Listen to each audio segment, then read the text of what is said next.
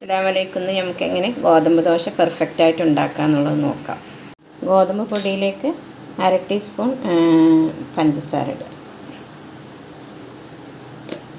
ഇത്തിരി മൊരിഞ്ഞ് കിട്ടും, അത് നല്ല ക്രിസ്പി ആയിട്ട് കിട്ടും. ആവശ്യത്തിനുള്ള ഉപ്പിടുക.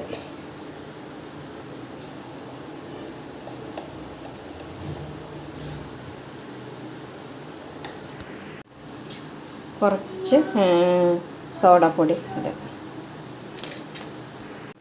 ഒരു മുട്ട പൊട്ടിച്ചൊഴിക്കാം. ഇത് ദോശമാവിൻ്റെ പാകത്തിൽ കലക്കിയെടുക്കാം. കിട്ടിയില്ലെങ്കിൽ ഒന്ന് മിക്സിയിലടിച്ചാൽ മതി. തടവിയ ശേഷം നമുക്ക് ദോശ ചുട്ട് തുടങ്ങാം. ദോശ ചുട്ടിട്ടുണ്ട്. ഇനി ഇതിൽ എണ്ണ കുറച്ച് തെളിച്ചിട്ട് മറിച്ചിടുക. ദോശ തയ്യാറായിട്ടുണ്ട്. നല്ല ക്രിസ്പിയായി നല്ല ടേസ്റ്റും ഉണ്ടാവും. ഇത് മുട്ടയും പഞ്ചസാരയും ഒക്കെ ചേർത്തതുകൊണ്ട് നന്നായിരിക്കും.